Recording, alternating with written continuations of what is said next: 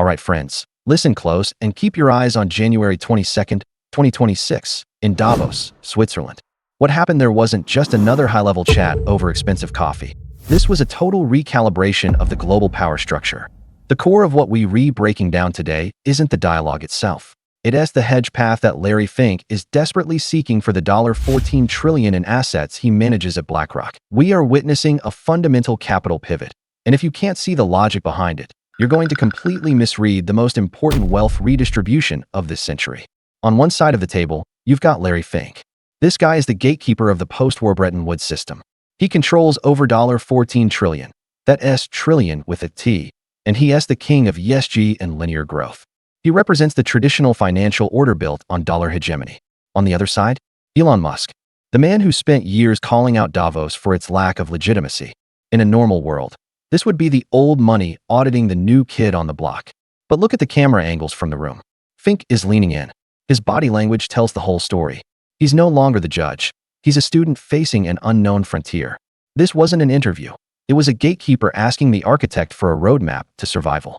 You have to understand that BlackRock's $14 trillion empire is built on a foundation that is currently turning into quicksand. It's built on stable geopolitics, globalized supply chains, and a fossil fuel engine that worked in a linear world where you could just harvest global GDP growth through passive investing. But standing here in 2026, that foundation is cracking. Geopolitical friction is cutting off supply lines. De-dollarization is eating away at pricing power, and the physical engine of growth, energy, and compute has hit a wall. Musk's message in Davos was chilling. He talked about a flickering candle in a dark universe.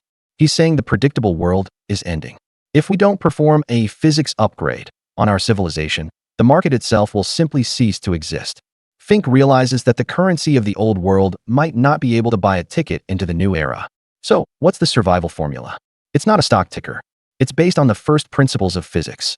In this new game, traditional financial capital is surrendering to survival capital. This isn't decided by a printing press at the Fed. It's decided by three physical factors: infinite energy access, ubiquitous compute coverage, and interplanetary redundancy. Right now, the global markets are making a massive, one-sided bet. Everyone is piling into compute hardware, everything from lithography machines to GPUs and AI model concept stocks. When Sam Altman asked for $7 trillion to reshape the chip industry, the hype hit a fever pitch. But in that room in Davos, Musk didn't buy into the compute-only narrative. He dropped a cold, hard truth on Larry Fink. The market is crowded into a trade based on a false premise. The bottleneck isn't chip production anymore. It's energy access. This isn't just a difference of opinion. It's a total breakdown of valuation logic. Let's cut through the AI hype and look at the raw supply and demand. According to our internal data at Iron Bull Finance, AI compute demand is growing at 10x per year. It's an exponential curve. That means data center power demand is exploding. Meanwhile, the global power grid, the supply side, is expanding at a snail's pace. We're talking a compound annual growth rate of maybe 5%. In some parts of the US, it's practically flat.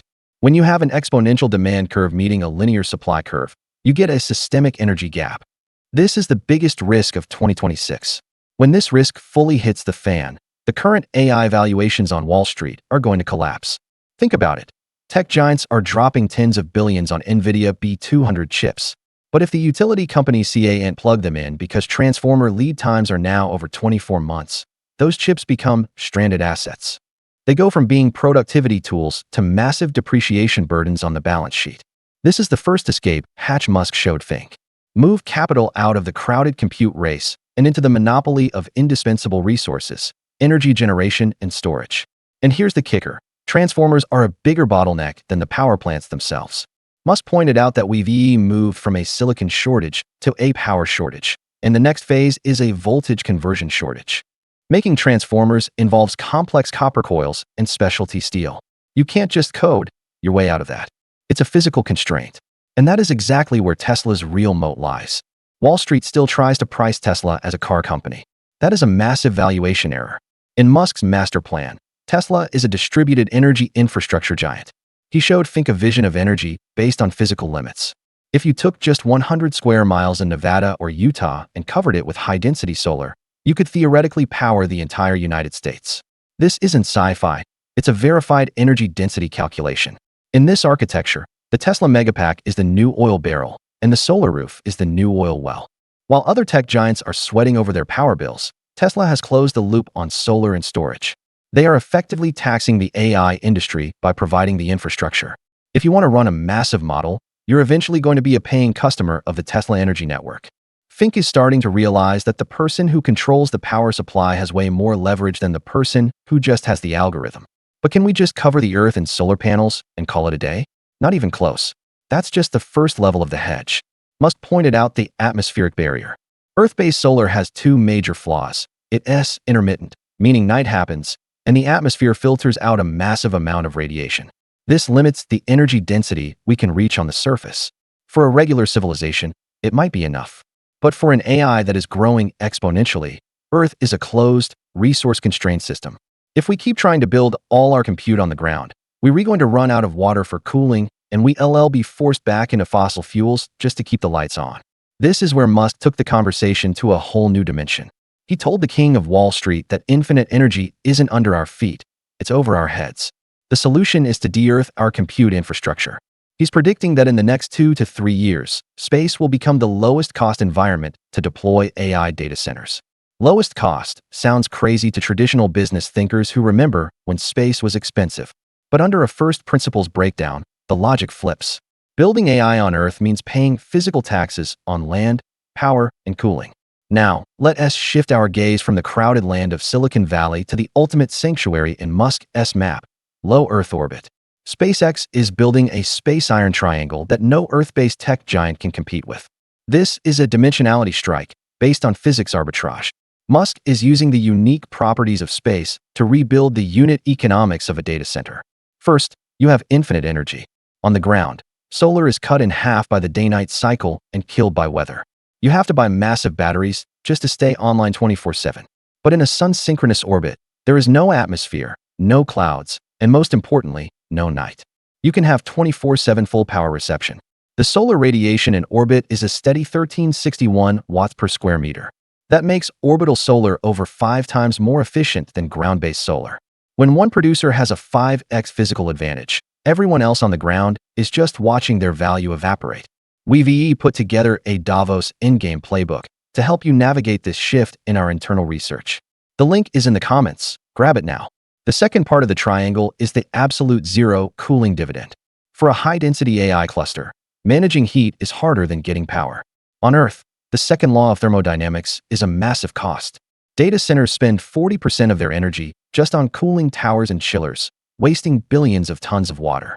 But space provides a natural heat sink. While there's no air to carry heat away, Musk is using blackbody radiation.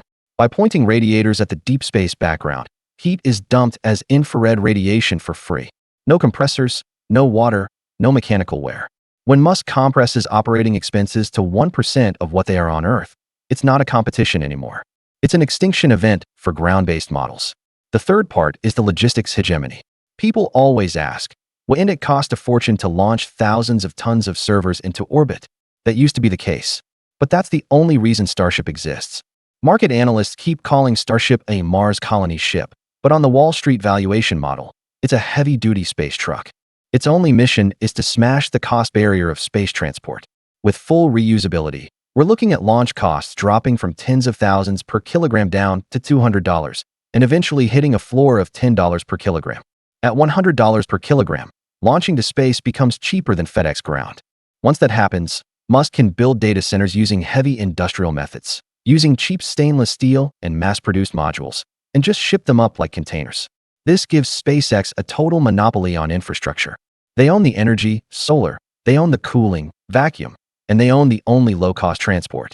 For Google, Microsoft, and Amazon, this is a single polar moment. If they want to keep up, they have to buy launch services from their competitor, SpaceX. It's like trying to start a logistics company when Musk owns all the trucks and all the highways. After building this physical loop, Musk showed Fink the digital nervous system, Starlink. Most people still think Starlink is just for internet in the woods. That's a huge mistake. With the V3 satellite architecture, SpaceX is turning every satellite into an orbital edge compute node. This changes how data works. Instead of sending massive amounts of self-driving data or robot visual feedback down to a ground center, it goes straight up to orbit. This gives Musk two massive advantages. First, Physics limited low latency. Light travels 40% faster in a vacuum than it does in fiber optics. 4. High-frequency trading and real-time control. That millisecond is everything. Second, regulatory arbitrage. This data doesn't cross undersea cables or pass through sovereign ground routers. It's a data sanctuary that floats above geopolitical friction. It is true data freedom. But even with infinite energy and compute, there's one final biological constraint: demographic collapse. Musk hit Larry Fink right where it hurts, the core of the global pension system. Fink's $14 trillion empire is built on the assumption that there will always be a younger generation to pay for the older one. But the data shows that the fertility rates in every major economy have cratered. Aging isn't just a social issue. It's a structural driver of inflation. A shrinking labor force means service wages will spiral upward, and no amount of Fed rate hikes can fix that. It's a labor trap. Musk's solution? The industrialization of labor itself. That is the business essence of the Optimus humanoid robot. It's not a gadget. It's synthetic labor. Let's look at the macro formula. GDP equals total labor times productivity. For 200 years, we've boosted productivity, but we've always been capped by the biological limits of humans. Humans need sleep, they have moods, and they get old. Optimus turns labor into a manufactured commodity that can be infinitely replicated. Musk showed Wall Street a seductive model. Once the manufacturing cost of Optimus drops below $10,000, and it can work 20 hours a day, labor moves from an operating expense, OPEX, to a capital expense, CAPEX. As long as you have the energy and compute, GDP growth breaks its linear chains and goes exponential. This is the infinite economy. In this endgame, Tesla's valuation is rewritten again. It becomes the monopoly on synthetic labor. Whoever owns the production capacity for labor owns the underlying operating system of the future economy. Everything Musk discussed in Davos, Mars, Starlink, Optimus, it's all one closed loop. Mars isn't a billionaire's escape pod. It's the testing ground for the entire infinite economy model. Earth is a zero-sum game, but Mars represents the limit of growth. The tech stack built for Mars, energy, comms, and labor, will be the standard protocol for the new civilization. The truth of the Davos meeting is now clear. Larry Fink wasn't just listening. He was surrendering. Traditional paper capital is waving the white flag to physics capital. For the everyday investor, understanding this shift is the only way to survive the cycle. As we move through this window where the old order is fading and physics is taking over financial pricing, we at Iron Bull Finance have 3 core strategies for you. First, short human-intensive assets. Reevaluate any business that is 100% dependent on low-end human labor that can't be easily automated. In a world of permanent labor inflation, their margins are going to be crushed. Second, go long on physics assets. Get away from purely virtual economies. Focus on control over underlying resources, whether it's critical minerals like copper and lithium or power infrastructure. In an era of currency debasement, physical resources are the only true store of value. Third, bet on the full-stack tech giants. If you believe the infinite economy thesis, then there is only one entity on the planet that has closed the loop on energy, compute, and manufacturing. That's the Musk empire. It's not just an investment in a company. It's an answer to the strategic question: are you staying in the old world to eat the inflation, or are you moving to the new world to share the growth? The spotlights in Davos are going dark, but the battle to rebuild the economic foundation of civilization has just begun. As that $14 trillion starts to shift, I hope you've read the most important IPO prospectus of the century. We are at the starting point where physics takes over the pricing power of finance. This migration from virtual finance to first principles is systematically rebuilding every balance sheet on Earth. We've laid all of this out in our Davos Endgame playbook to give you a cold, calculated coordinate in all this market noise. The link is in the comments. Go get it. The missing piece of the puzzle is always in the places the news doesn't mention. I'm Iron Bull Finance. Stay sharp, watch the patterns, and I'll see you before the crash.